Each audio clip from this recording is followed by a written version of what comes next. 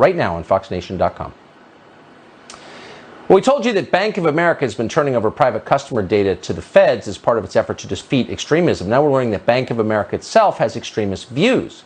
Bank of America is teaching its employees that toddlers can be racist. According to Bank of America, quote, toddlers develop racial biases by ages 3 to 5 and should be actively taught to recognize the smog of white privilege. Now, obviously, that's like the creepiest, scariest, most evil thing we've read today. Chris Rufo broke this story.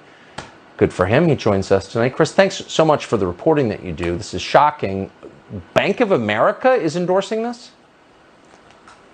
Yeah, that's right. In their training program that they recommended employees take over 21 days, it's really a race re-education program. Bank of America, which in its very name claims to represent the United States, denounces America as a white supremacist country and by extension expresses antipathy and even hatred to 70% of its citizens. But unfortunately, this is a pattern across many of our Fortune 100 companies. They've adopted programs that are indistinguishable from the most radical critical race theory courses in our elite universities. I mean, what do they say? They're teaching people that white children are inherently evil and racist, and their employees just kind of sit there and nod. I mean, is anybody saying, I'm not putting up with this anymore? You can't. If you said this about any other group, it would be unacceptable. Why are you doing this? Has anyone fought back? From the sources who leaked me this material, they fought back through me by sharing the documents with me so I could expose them to the public.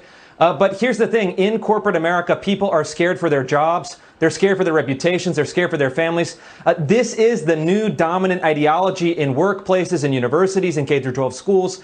People are terrified to stand up because they see that Americans who do stand up for the very simple truth that we should all be treated equally, regardless of our skin color, are now treated as enemies of our largest institutions. They'll be held up for mockery, shame, humiliation. And it's up to us to stand up, to speak out, those of us who have a platform, who have power, because this ideology is seeping into our institutions and seeks to subvert and destroy the very foundational values and principles of this great country. Yeah, I mean, we're turning into Rwanda. Tutsis, Hutus. This is really sick. And you've been brave and relentless in exposing it. I appreciate it. Chris Rufo, thank you. Thank you. So if there's a problem on the globe, you know for a fact climate change caused it. In other words, you caused it.